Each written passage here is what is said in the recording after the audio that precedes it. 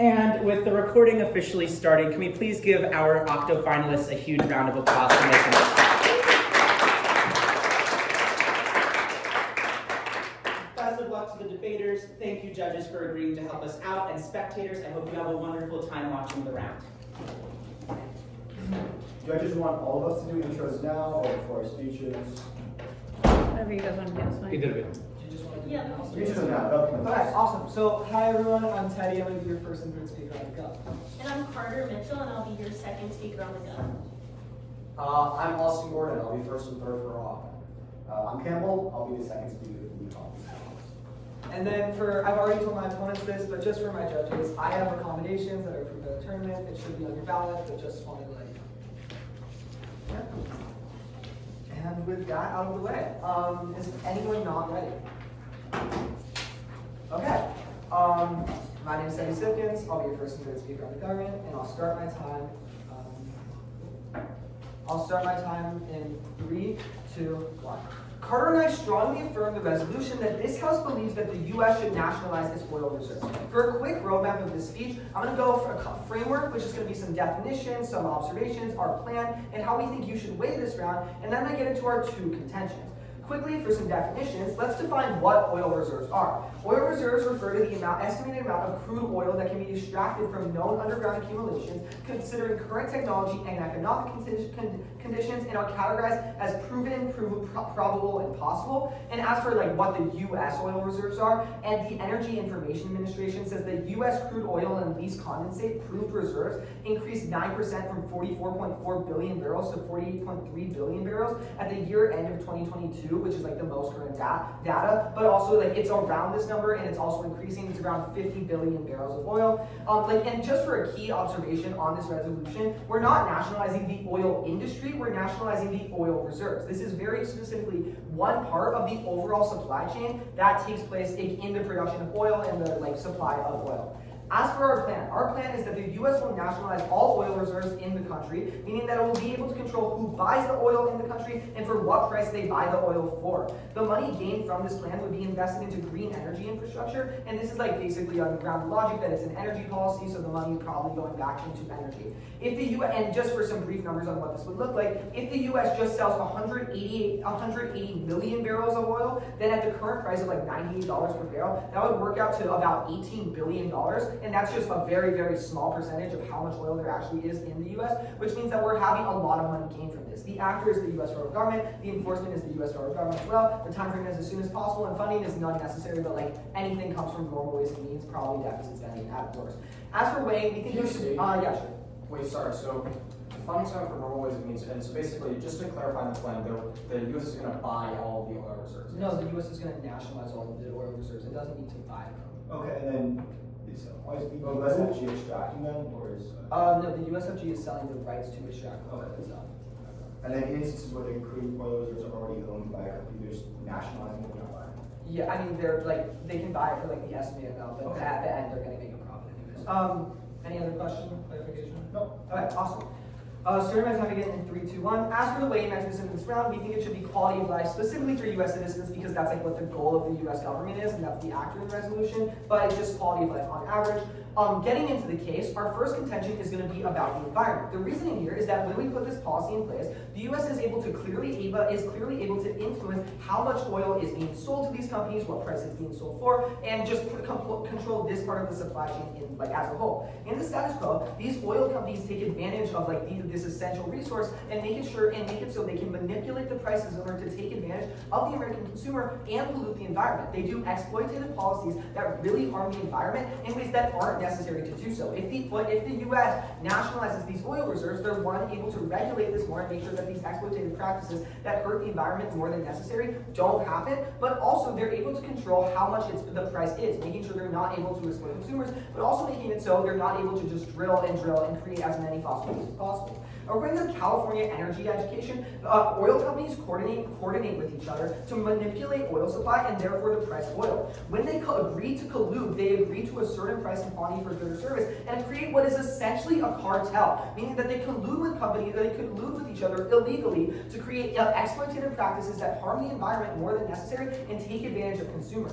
According to Prospect, the single most important factor causing climate change is that we continue to burn oil, natural gas, and coal to produce energy as much as we possibly can, because these companies create policies or create a lobby for policies and create things that they create practices that mean they're drilling as much as possible and pollute the environment as much as possible. A nationalized U.S. oil reserve would play a significant positive role in building the clean energy infrastructure at the scale and speed we need. If we are going to take the climate emergency seriously, we need to maintain the ability to control the price of energy and how much energy is sold in the form of fossil fuels. On behalf of saving the planet, when we are able to use green energy, we need fossil fuel prices to remain high and to be high, because that makes it so oil companies can't just flood the market, make it so green energy isn't built.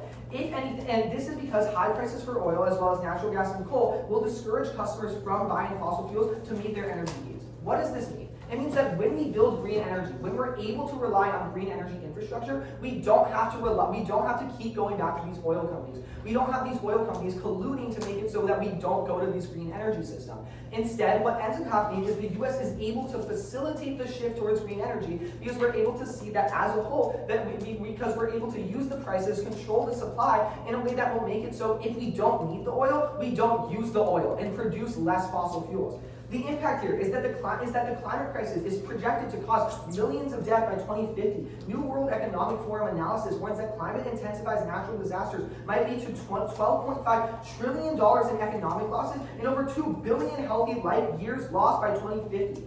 Fossil fuels are by far the largest contributor to global climate change, especially in the US, accounting for over 75% of global greenhouse gas emissions. The impact here is saving lives and saving social order. Intention 2 is going to be on the economy. Nationalizing the oil reserves allows us to control exploitation in the oil industry, a key sector that takes advantage of the economy and consumers. When the US controls the price of oil, it is able to make sure that these massive corporations don't collude and do exploitative practices to raise prices. According to Yale Energy History, these companies do not do their policies in the best interest of the economy. They, of course, do it in the best interest of themselves. For example, oil companies have raised prices at every single chance they get, harming the American consumer, even when they don't have to raise prices in order to continue making the same marginal profit. The plan incentivizes efforts to build a new energy infrastructure, prioritizing high efficiency and renewable energy, but furthermore makes it so these energy systems aren't able to be co-opted by lower prices or even higher prices put in place by the oil industry. Because the oil industry and its monopolies that have formed over the last centuries essentially control the economy in this area. They control every single bit of the supply chain. By reclaiming a part of it, the US government is able to say that this is not okay anymore, and that the manipulation of prices and that the manipulation of the US market is not okay and won't happen anymore. Because of this, controlling a single aspect of the supply chain in its entirety allows for the US government to stop this manipulation, we see that the consumer isn't as affected, and that gas prices remain somewhat consistent, and that as a whole, consumers are able to remain their spending power. We tell you that Forbes reports that American consumers have to cut back on spending on other goods and services by over almost 3% to cover rising energy costs just during periods of mild gas prices. And this gets much worse in times of actual crises, like we saw with the Russian-Ukrainian war. Because when oil gets more scarce, these companies don't just raise prices, they raise prices exorbitant amounts and then don't put them back down as much as they could be once the crisis is over, because they're colluding and interested in having a monopoly. For these reasons and more, because not only do we protect the environment, but we also save American consumers money and protect the economy, please vote for the affirmation. Thank you. Okay.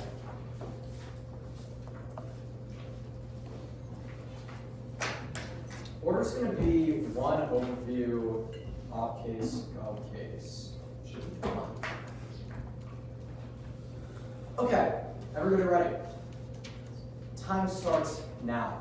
I want to start by clarifying that nationalizing the oil reserves is an incredibly expensive prospect. As they tell you, 48 billion barrels of oil exist in the United States, and all of it needs to be bought. Why is this the case? Oil companies are the ones that find oil reserves. Of course they do. They're the ones that make money from finding it. And when they find it, they don't just let it lie around. They claim or buy the land immediately, because that land is now worth an unbelievable amount of money. There's an entire industry built around finding oil reserves and then selling them. This is not a cheap thing to do. The government has to spend an incredible amount of money. Don't buy it when they just tell you, oh, we're nationalizing it. No, they're spending trillions of dollars to buy it, which is exactly what is explained in opposition's first contention on cost. Let's do some fun math. They tell you themselves that there's about 50 billion barrels of oil that's been found in the United States in terms of reserves. And right now, the cost of a barrel of oil is $60, which means that if we multiply 60 by 50 billion, we see that the United States would have to spend $3 trillion to buy all of the oil reserves in the United States. And furthermore, buy even more of the things that they told you about how the amount of oil is increasing each year by about 10%.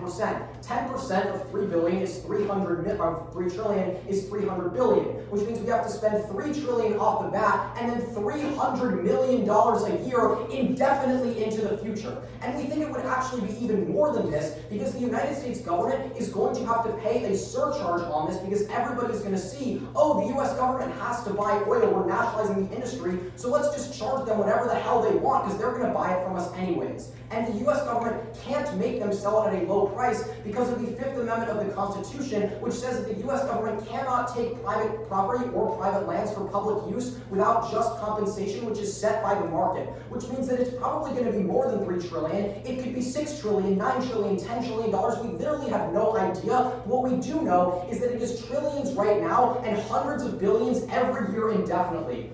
What does this mean? Medicare for all is seen as a radical policy because it's too expensive, but it would probably save hundreds of thousands of lives each year.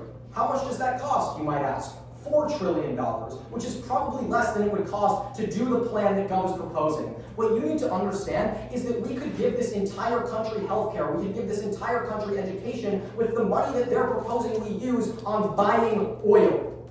Let that sink in. But the truth is that it's not any extra money that's being spent, it's money that's being taken away from currently existing services. And where is that money going to come from? It's going to come from social services. We know this is the case as we've seen the current US administration already trying to cut back on social services. So when they're redirecting money, we know exactly where it's going to come from. What does that mean? Food stamps, say goodbye. Medicaid, say goodbye. Social Security, say goodbye. What does this mean? This means that people can't afford food, they can't afford healthcare, they can't afford education. People's quality of life, which is the exact framework Gov gives you for this round, it declines unbelievably rapidly, all so that we can buy oil. But even if that's not enough for you, let's get onto Op's second contention, which is on climate change. We think that when you nationalize the US oil reserve, that means that the US basically has to sell all of the oil that it has. Why? When you're spending trillions of dollars in investment, you need to recoup that money. The only way this is possible is if the US actually drills all of that oil and then sells it. What does this mean? This means that the United States government now actually has to sell all of the oil in their oil reserves to make any of the money back. That means that climate change is going to get way worse. When you sell oil, people burn it, and that's bad for the environment. But there's a second layer to this, which is that if the United States government needs to drill oil and needs to sell oil to make money, they're not going to invest in green energy. Why is this the case? Because if green energy is more popular, then oil is less popular, and therefore demand goes down while supply doesn't change, so the prices drop. And that means that if the US buys oil for a lot of money right now, but then in the future green energy becomes super popular, so oil prices drop, they lose all of their money. So it is now in the United States' best interest to not provide any green energy or subsidize it in any way. And even if you're buying their plan, which is like, oh, we're going to invest in its development, even if we invest in its development, that doesn't mean that we actually invest in anybody ever using it. This makes climate change worse because more oil is sold and burned and less green energy is developed and or used. Now onto the third op contention, which is the ineffectiveness of government. The United States government is horrible at large infrastructure projects. We've seen high-speed rail fail, we've seen large semiconductor products fail, we've seen all of these different problems, and we think that the government is going to have to learn how to value all this oil, to buy it, who to sell it to, how to limit these prices. This is hard work, and it's not something that's easy to do. We also think that because there's going to be no competition in the space, the government has no reason to innovate or make anything better. They're likely going to be very ineffective because private corporations are incentivized to be effective by their profit margins, but the government has no reason to do this. The second subpoint on government ineffectiveness is mass corruption. When the government is going to be spending trillions and then hundreds of billions of dollars by buying stuff from private companies, this opens the door for corruption incredibly easily. Because when you're spending $300 billion, it's not that hard to give an extra $5 million to your dad's best friend. Nobody's going to notice because it's such a drop in the puddle. And we know that corruption is a really, really big problem because this means that people can have an undue influence on policy, or they can do gifts for politicians and then receive something in return for it. That's really bad. We don't want to allow this to happen, but we open the door for corruption when we give $3 trillion to private companies, and we know that there's very little oversight in our government because Trump has just fired all of the inspector generals and given Elon Musk that job, and I think we all know how he's doing. Now on to responses on the government case. First is on C1 on the environment. We think that you can just cross-apply the entirety of our second contention when we show you that it is now directly against the United States' interest to invest in green energy. They say that the United States is going to stop people from drilling oil, but if they do that, then that means that the land that now has all of the oil has no value. If you spend $1 trillion on oil, on an oil reserve area, and you say, you cannot drill here, all of a sudden your $1 trillion of land becomes $0 of land. So inherently, the United States can't stop people from drilling oil because then they're going to lose a ton of money. There's going to be a huge backlash against them for wasting money, and all of the people in government are going to lose their jobs. This means that the United States literally has to spend money on this and continue to flood the market with oil. In fact, we think they're likely to do it at an even greater rate because currently, oil companies have an incentive to reduce the supply such that they can kind of continue to make money, but the United States is just going to flood the market with this even more. They tell you that in the status quo, oil companies are like colluding to rise prices. We don't think this is actually true. Oil company, doing this is illegal in the United States, and if anybody was found out to be doing this, they would immediately go to jail. I don't think you should just buy that this is true because they say it's true. You can find literally anything on the internet. We don't think this is allowed. And in the status quo, oil isn't that expensive. Gas is down massively now since the pandemic. There isn't some massive collusion to keep it high. Don't buy this. Then onto their second contention, which is on the economy. They tell you that you can control the exploitation of oil on their side, but we don't think this is the case. We think you actually end up increasing oil prices because, as I explained, these oil companies can now charge the government as much as they want for these oil fields because they know that the government has to buy it under Gov's plan, which means that the price the government is paying for oil now goes up, and therefore the price of the oil itself ends up going up. Then they tell you that, these oil companies are just charging way too much. We think there's natural competition in capitalism. If you have the cheapest oil, then you get the most sales, and that's good for you. We think this goes away when the government is nationalizing all oil. They have no incentive to ever bring that price down because they're just trying to recoup their money. For all these reasons and so many more, could be covered to oppose.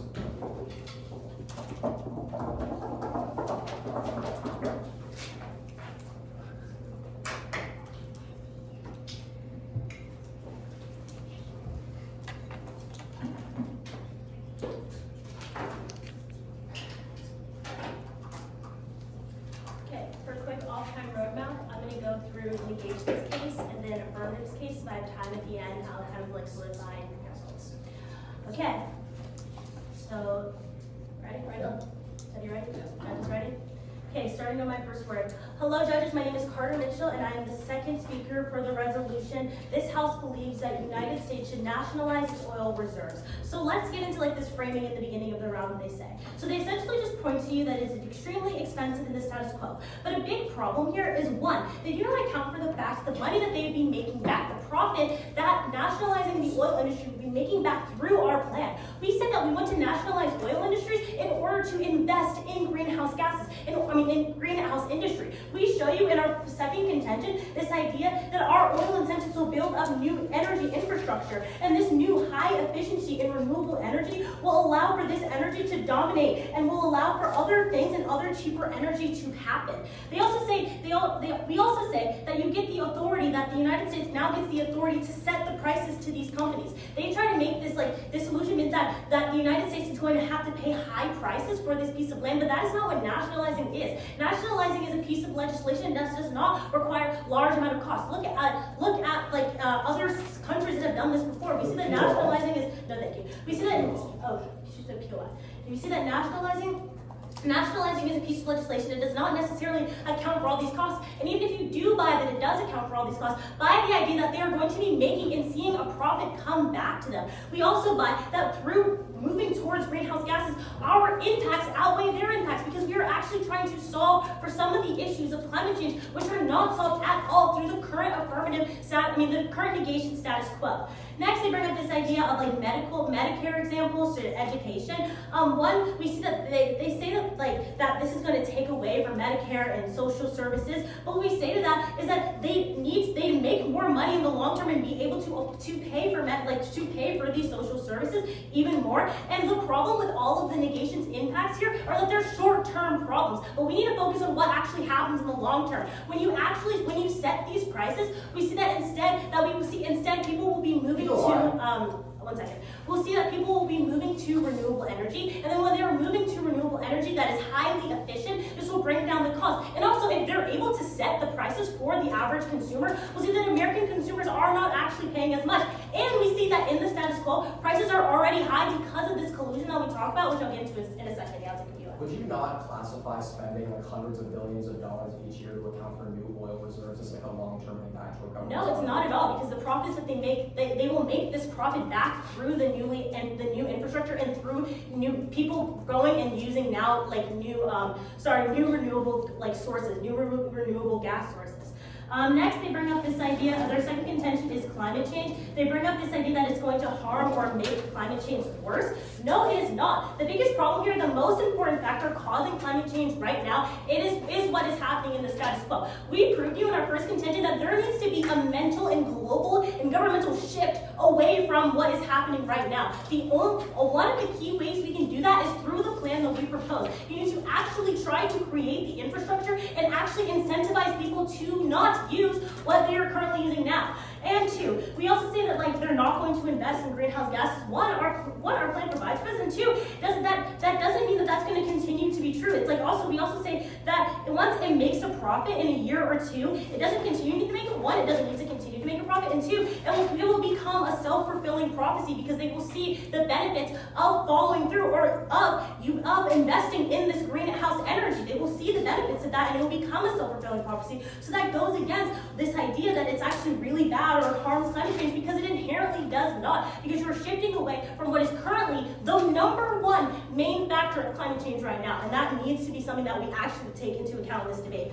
Their third contention is this ineffectiveness of the government and their bad large infrastructure bills. But once again, when we say that, yeah, that might be true, but actually taking the time to go through this plan, and actually when they see the benefits of this plan, this will be largely more successful than anything that is happening right now in the status quo. And two, they say there's no reason because there's no profit, but they would be making a profit, as we say in our first contention. And second, they talk about how corruption happens. One, this is not unique, corruption happens anyways, and also we see the collusion and corruption is happening right now. Look at the fact that oil prices have just gone up since COVID-19. Look at the fact that oil reserves and oil companies have continued to detrimentally harm our environment for the past several decades. Look at that as to a reason where we see corruption and collusion happening currently within the oil industry, and what actually has to be put to an end.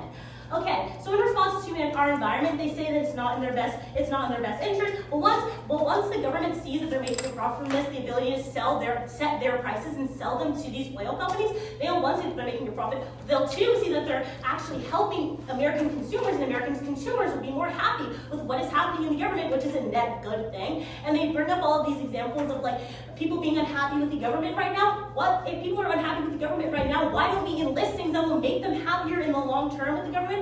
And then two, they also bring up this example of how they're going to flood the market with oil. But what if they do flood the market with oil? We will see that prices will go down for gas, which is inherently a good thing. And two, they bring up this doing all of the things that we mentioned are illegal. Just because something is illegal doesn't mean that one, that people don't do it, and two, that isn't something that is happening. We see collusion through what's happening in the environment. We see collusion through the higher COVID levels, the higher price of oil that has happened through COVID levels. If it is not something it might not be something inherently that we see actually happening, but it is something that is happening behind closed doors, and it's something that is inherently negative towards the American populace. And insofar as we say in our second contention that what Yale says is that the main thing that these oil companies are actually thinking about is in consideration of themselves, not in consideration of the American populace. We see that this is actually very harmful and leads to even higher gas prices, which is one of the main issues that we're dealing with right now. Instead, we should be shifting towards renewable energy, which can actually be cheaper, and at the end of the day, make a higher profit for these places and also help the American populace. Next, they bring in response to our second contention about the economy. The only real response they have to that is that that's just natural capitalism and that we're taking away this natural capitalism. But one, we say, in response to that was our profit one, but we also say that our plans will incentivize efforts to actually invest in this. Nationalizing allows us to control the exploitation of the oil industry and allows for us to see all of the problems that are happening with the environment currently and try to actually set and solve that. The biggest issue in the negations case is that they provide to you that in our world climate change will get better, but in our world we are actually trying to provide solvency. We are trying to look at the problem and actually combat it instead of looking at it continuing to get worse. The collusion between these oil companies continuing to happen and oil prices continuing to go up without actually trying to make a mental and governmental shift away from what is currently happening with these oil reserves and with these oil reserves. Not only that, we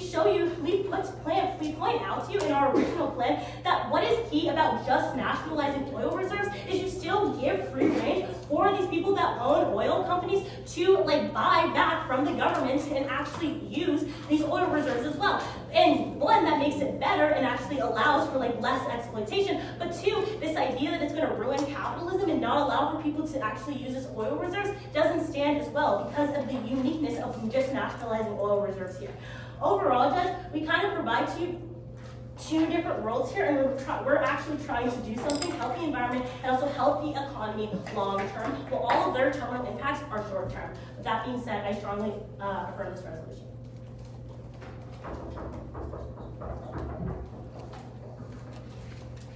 All right, is anybody not ready for this? Perfect. Great, I'm Sal Campbell. I'm the second off speaker. Start my time in 3, 2, 1. Let's start at the top of the case. I have a lot to say, then off, then go. Okay. One on the plan, because I've gotten a little confused as to what government's advocacy actually is, as I'm sure you have too. Let's be very clear. I asked them for BOIs, I asked them for POCs. The government plan is to buy oil reserves and then rent out the right to extract and sell oil to oil companies. That's what they detailed in the plan. They're just buying the land, they're not extracting it, they're not selling it. That's all still left to the oil companies. I asked, they told me all they're doing is renting out the land itself. Keep that in mind. Next, on this idea about US being able to set the prices and nationalization. I don't know. They just don't respond to any of Austin's analysis here about how because of the Fifth Amendment, the government has a legal requirement to pay fair prices for all of the oil reserves they bought. So what you're going to see, when we don't see enough actual response from the MG on, is the fact that the government is going to be paying $3 trillion at once to nationalize the oil reserves in the US. That's happening. Okay. With that being said, let's move on to off. I'll try my best to simplify this down. It's gotten a little bit confusing. First, on cost. Will you make more money long term on the government side? I don't know. I think Gov puts himself in an interesting double bind here, where they, one, try to argue that the government is going to make a ton of money off of this program, and then they also try to say that the government is going to limit the amount of oil sold through this program to help mitigate climate change. They can't have it both ways. They need to either choose, are they going to make a bunch of money, so they're going to be selling as much oil as possible, or are they not going to make money because they're, focused on the climate and restricting oil prices. They have to choose one or the other. But what I think is really important, I want to extend Austin's analysis here, is the fact that regardless, however much money you think they're going to make, you are taking $3 trillion away in the next few years from social services. Austin gives you analysis that because of the current administration in power in the USFG, the money for this program is going to be taken from social services. This analysis goes clean dropped. So what you're buying, because we don't have $3 trillion invested in social services this year, is that for the next few years, and as we continue, as also tells you, to spend $300 billion a year to continue buying more and more oil land, all of this money is coming out of social services. You can buy their analysis that any profits are going to be put into green energy. That's their plan. What you can't buy is that social services will ever recover, because again, it's in their plan that any money they make off of this will be directed towards green energy research. It's always going to be an off balance, since social services are always going to be worse in a government world. With that, let's move on to Op C2 on climate change. Their response here is, very non-interactive. They say, well, we need to shift away from oil, and we're gonna invest in green energy. I think sure, they can say these things, but if they don't prove, then they don't, that the US doesn't still have a profit level incentive to try to sell as much oil as possible to recuperate the losses they had when they bought all the oil reserves, and they don't adequately respond to that whatsoever. Insofar as that's still the case, you aren't actually shifting away from oil. All you're doing is adding another step where the US government buys land and then rents it out to other oil corporations. You don't stop the oil corporations from existing. You don't decrease their power. You don't stop using oil in any meaningful way. All you do is throw some money into green energy research, which now I'll explain to you why that is too better on OPSAT. We think it's always going to be comparatively better for green energy research and use on the OPSAT of the House. What's Austin's analysis here? That goes, once again, cold conceded by the second speaker from Gov. He tells you that even if you buy, the government's going to make money off this plan. Even if you buy, they're going to put money into green research. Even if you buy, that money is going to actually accomplish and tell you new things and innovate. You won't buy. People will use the green energy in the end, insofar as the government is always going to have an incentive to push people towards fossil fuels now, insofar as the incentives and the profit of the oil industry is directly correlated with the profit of the USFG. There's always going to be a decreased amount of use of green energy. But the second layer of analysis we tell you here is that comparatively, innovation is going to be way larger in an opposition world, insofar as more people want to invest in the private industry. They're not scared that the government is going to all of a sudden, nationalize green energy too, to kind of set that precedent when you do this plan. So insofar as there's more innovation in a capitalist system, there's more innovation even in green energy in an op world, that's another place where you can vote from there. Okay, Op 3 on why the government is bad.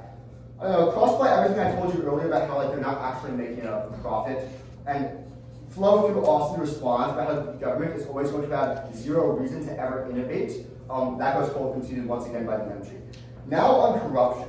And in general, this idea of there's so much collusion in the status quo. I don't know. I find the government responses here are very lacking. They tell you because oil prices rose, there's collusion. And because it harms the environment, there's collusion. I don't know. That's just not true. Oil is always going to harm the environment, whether or not there's collusion. And I think that oil prices didn't rise after COVID. Oil prices are lower now than they were during COVID. So I actually don't think that analysis is accurate. And I don't think collusion is necessarily true. But even so, they don't actually respond to any of the underlying analysis Austin gives you about how comparatively corruption is way more likely in an op world when you open the door for corruption. If you rent out, there's still going to be collusion either way. So at best for governments not unique, but you're probably buying here that there's comparatively more corruption in a government world. You can vote off there.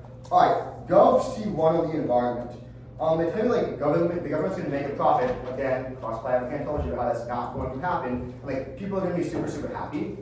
No, because if your government spends $3 trillion and $300 billion every single year cutting from your social services to go buy oil, why are you going to be happy with that? I don't know. I don't really get the analysis here. Maybe the PMR can give me some better ideas of how that works, but I don't know.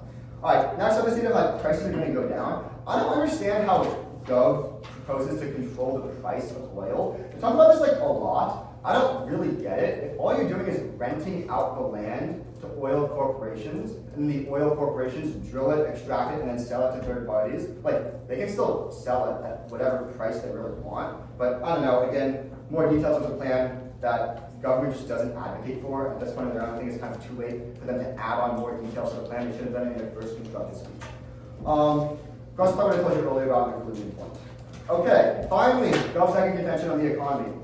It says like this incentivizes efforts and allows the government to be in control of all of these things. Again, I don't really see how this is the case. The oil corporations exist in either world. The oil corporations extract oil in either world. The oil corporations sell the oil to third parties in either world. Just because the government owns the land and rents the land out, makes a little bit of money in the process, doesn't mean that all of a sudden they control the whole industry like Gov wants you to believe. I don't really get the links here.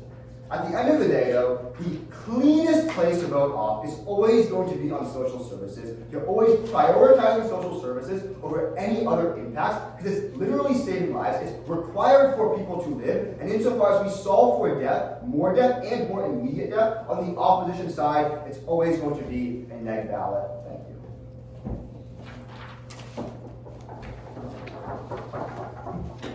Okay, are we all ready? There's a pretty obvious direction that Gov's going to go in their final speech because it's the only direction they can go. They've told you that there's going to be a lot of profit made from this program, and therefore we're going to invest it in green energy, and that's going to be good. And they're going to say that they're going to win on that because we have to change something or else we're all going to die because of climate change. I want to start this speech by breaking down why they're never actually gaining access to this impact in the first place, and the clean reason why is because there is no possible way that the government is going to make a profit. We have explained to you that because all of these companies are going to hear the government has to buy our oil, it's now required by law, they're going to make those prices unbelievably expensive, which means the government is going to have to spend trillions and trillions of dollars. And then once the government has bought all of that land for an absurdly inflated price, they're going to realize that just because they did that doesn't mean that the actual price of oil went up anywhere, which means that they're not actually going to be able to make anywhere near enough profit to make anything work. That means that there isn't any money to reinvest into the green energy industry, which means that they don't gain access to this great impact about changing everything.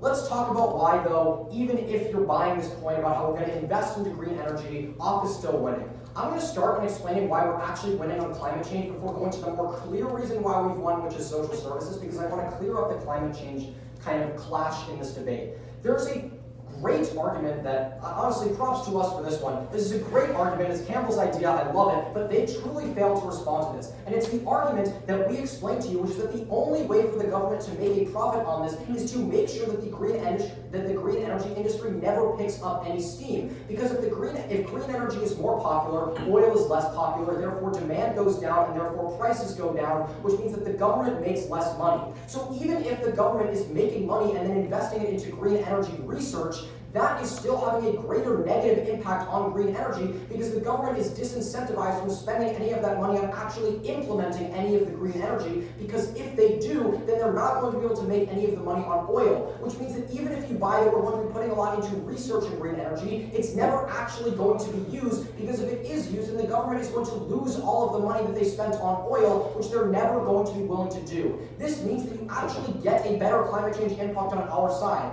Don't buy their argument where they're going to tell you in the PMR that, like, oh, we actually just have to change something no matter what, or we're all going to die. Campbell explained that this isn't actually the case, and in the status quo, we're doing a really, really good job of working towards development and moving towards green energy already. We don't need some kind of try or die solution to save ourselves from climate change. You're actually better off just remaining in the status quo where people continue to invest in green energy as usual. But then the much cleaner win for the opposition side, which is on social services. It's fundamentally unrefuted by the government that they're going to have to spend trillions of dollars on this plan at first, and then hundreds of billions of dollars each year going into the future. The reason why this is true, I'll remind you again, is because doing literally anything else is unconstitutional under the Fifth Amendment, and this argument is completely dropped by the MG. This means that you're buying that the government is going to have to take hundreds of billions, if not trillions of dollars out of the budget each year. What that means is that people lose access to healthcare, they lose access to Social Security, they lose access to things that are literally keeping them alive.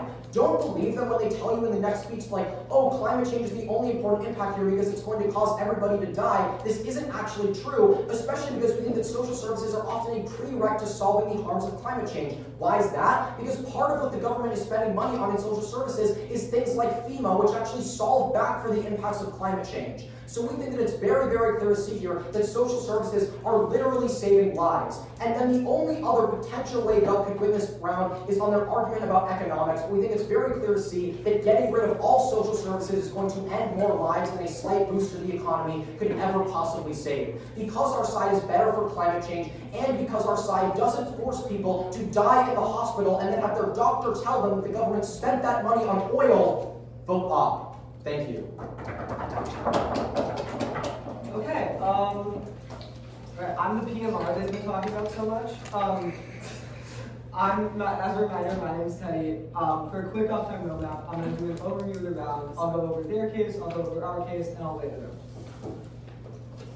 out. Okay, is anyone not ready? Okay, beginning in 3, 2, 1. As an overview, I'd just like to talk about what we think you should vote on in this round. We tell you at the beginning of my first speech that the status quo is really terrible right now. We say that in terms of the environment, in terms of the economy, in regards to the oil industry, in regards to these oil companies, it's really, really bad. There's these monopolies that take advantage of the environment in ways that they don't have to. There's these monopolies that take advantage of the economy and prices in ways that they don't have to, and exploit both the environment and the economy. And that's bad. They want us to remain in the status quo. We don't think that we should. You're voting on who has the most solvency for the problems we put forth. Environmental destruction and the economic and welfare effect on the American people. Let's get into the arguments that deal with this. On the negative, with their first argument about cost, they keep saying that we have to pay a fair price, and we agree with that, but we say that we do pay a fair price, we just make a profit really quickly. Carter tells you this really, really clearly, and they just say, oh, it's a double buy because they either limit the amount of money or they sell a lot, but they don't actually respond to what Carter says here. They just continue saying she's wrong over and over again. But that's not a response. Carter tells you really, really clearly that it's a self-fulfilling prophecy here, in that as soon as we actually make a profit, it, one, makes a profit consistently, but two, allows us to transition over time. She tells you this really clearly, it's unresponded to. They also make an argument that they call really, really great, that Carter really clearly refutes this in an argument that I would say is really, really great. Because we say that, again, it's not a double bind, because we're not limiting the amount of what we're making a profit for the first few years, we make a consistent profit, and then we're allowed to transition over. That's not, and the government isn't incentivized to then just continue making a profit, because after a certain amount of time, it doesn't have to anymore. And Carter tells you this, and again, they don't respond to this. We say that the money gets made back in a ton of ways, like oil selling, renewable energy. It's the most conceited argument in the round, and the government just doesn't respond to it. They just say it's wrong over and over again without interacting with the analysis that Carter gives you. On social services, we say, Carter responds to this by saying, any profit goes to green energy, but we make it back, so we're not losing any money. And Carter's response to this is really clear. We just aren't losing money. That makes it so, the social services deficit they talk about isn't happening, and then we're not cutting all social services. Again, Carter responds to this, they don't actually interact at this point. They just repeat it over and over again, like the same thing it was in the first speech, but it's not, because Carter responded to it. On their climate change point, they say, it needs to make a profit, so we're not going to push green energy. We say that this isn't true, because again, the analysis is given to you that this is a self-fulfilling prophecy after a couple of years. They say it won't use green energy because the government has the incentive to push people to oil. Again, it gets solved by the self-fulfilling prophecy, which, just to re-explain once again, means that once the government starts making profit, it is able to consistently make profit. Once it's able to consistently make profit, it is able to transition over to green energy in a way that makes it so eventually it doesn't need to make any money anymore, because it's able to push this green energy in a way that makes it so the oil industry doesn't actually have an effect on the government, and it doesn't need to buy, and it doesn't need to spend exorbitant amounts of money anymore. Again, this isn't responded to. On innovation, again, we just say we make the money back, and there's still and they make the argument that there's still corporations here. Let's go to our case. On their first contention about the environment, their main response here is just oh, collusion doesn't happen. We tell you that one, collusion probably does happen, which is why prices in the oil industry don't go back to rates that don't go back to rates that they should or when economically adjusted. But we also tell you that even if collusion isn't happening here, the amount of monopolies in the oil industry alone make it so they manipulate the supply chain in ways that benefit them and not the American consumer. Fundamentally, this also means that they also manipulate the environment around them, which means that they exploit it in ways that not only exacerbate climate change through the drilling of fossil fuels, but in ways that they aren't actually necessary to make their money. We tell you that this is really, really bad, and that once the government has control of at least one part of the supply chain, which they will under our plan, they're able to make it so at the very least that this is more regulated, and that this is just more, and that the oil companies have to do more in order to do this, which they're not willing to do. Again, they don't respond to this argument from my first speech. We tell you that the most important argument in this this round is climate change, because climate change affects millions to billions of people, and that this is the most long-term impact in the round, and sustaining the shift is really important to green energy. On the economy argument, they say like oil companies can still say that still sell at the price they want. We tell you that's not true. Again, when the government controls one part of the supply chain, it's able to change prices and able to manipulate prices on a large scale. Like they say, the government will lose all incentive to push green energy. We say no, it won't, again, because of the self-fulfilling prophecy. Let's weigh this round. We think that this round comes down to very short-term on their impacts on their side versus very long-term impacts on our side. They make the impact about social services, they make the impact about like the amount of cost. But we see that one, the cost is made back after a certain amount of time, but also that two, we don't actually cut money from social services. So their impacts are really mitigatory. And most importantly here, we see that we do something to solve the problems in the status quo. And they just say, oh, the status quo is actually really good, like we're shifting green energy. But that's not what's happening. We say that we're really, really struggling here. We say that these problems, since the beginning of my first speech, have been outlined. We say we have solvency. They don't give you any solvency. For these and more, please cast a dot on the ballot. Thanks so much, guys. Great to be here. We're on that. We're on. So, do you want to say? I'm gonna. Yeah. Yeah, we'll let you guys. With all the Why not? spectators too. Okay. All right. Thanks so much, judges.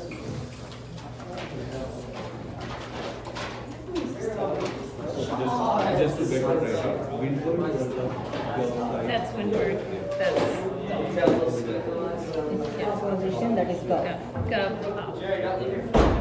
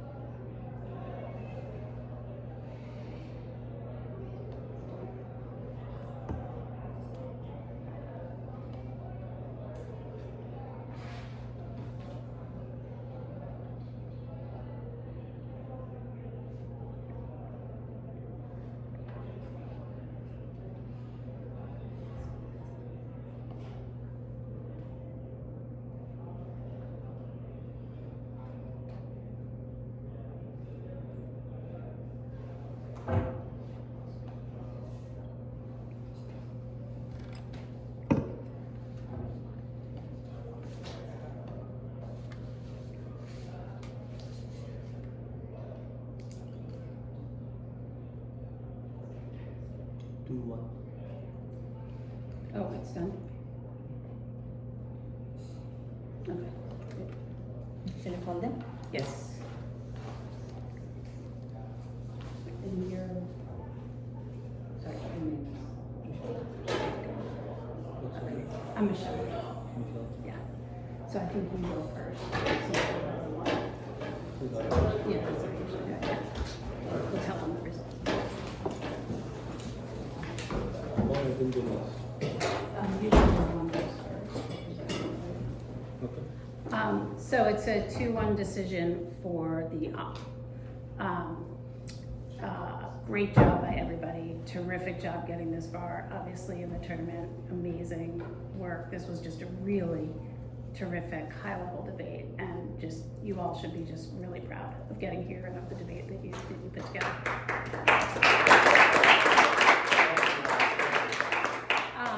We will, I think that the one goes first, so we'll let Prashant Yeah. give his reasoning for his couple first. So basically, I voted for Gov, and the reason was I thought that their plan that they presented was very well done.